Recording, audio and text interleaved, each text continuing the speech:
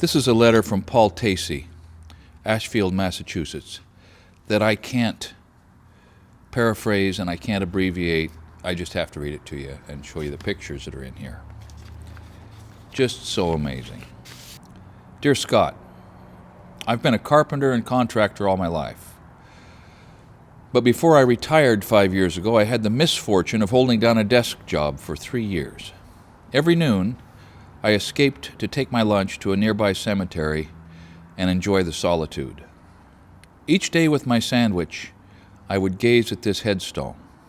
I was astounded at the stonework, of course. It was beautifully brought to life by an unknown master craftsman from granite quarried less than a mile away.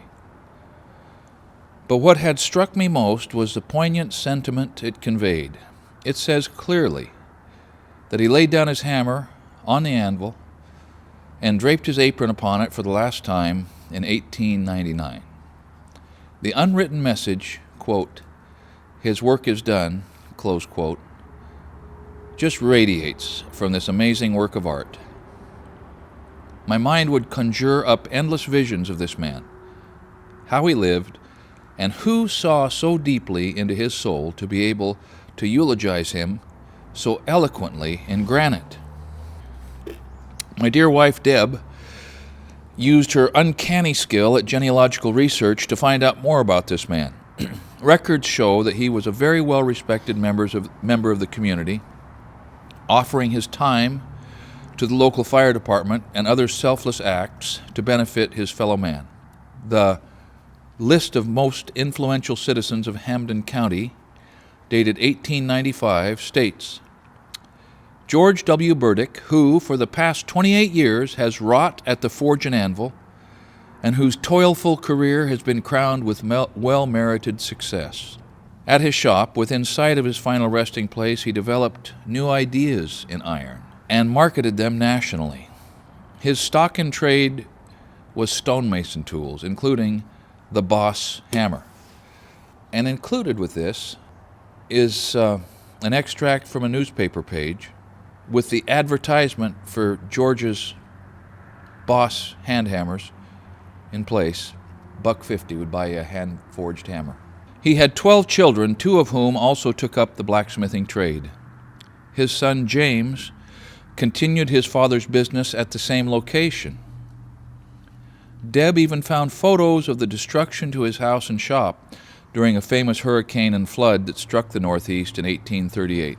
I have shared my feelings about this experience with others, the response being a polite, "That's nice." Then about 6 months ago, I stumbled upon your YouTube channel. I soon realized you would understand and that I had to share this with you.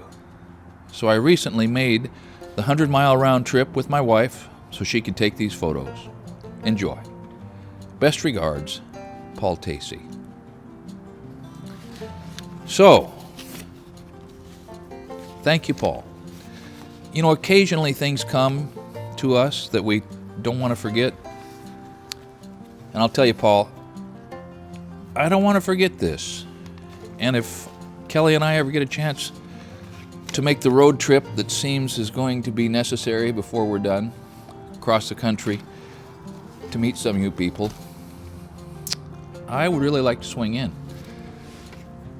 And I would really like for you to take me by the cemetery and show me where you ate your lunch and let me have a look at this thing.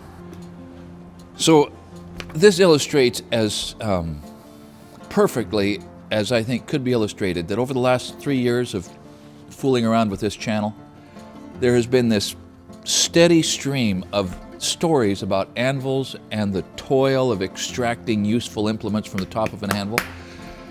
And they range from the sublime to the ridiculous. I mean, what is more ridiculous than blasting anvils off the ground with black powder? And what is more sublime than that poem that I read to you, Poe's Anvil? Or this account of a man who made his living and perhaps some real money forging tools for the stone cutting industry in the American Northeast, and then to have connected somehow, I mean, visualize it.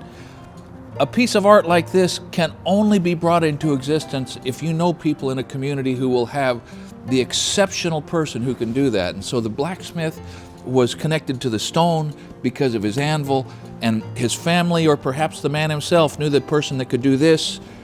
And we've received stories of people hiking up a trail in Scotland and finding a big anvil out in the middle of the moors, miles from the end of the road, completely unattached to anybody or anything, and stories of people digging post holes and finding an anvil under the ground in their yard. And I have no idea what the significance of any of this is, but I can see that to the extent that we can recognize the symbols of labor, the symbols of work, the items that were used and that exist because of craftsmanship, and appreciate that, I can see that to the extent that being able to get a hold of an old tool will put you in contact with an older way of relating to the people around us, that's got to be a good thing.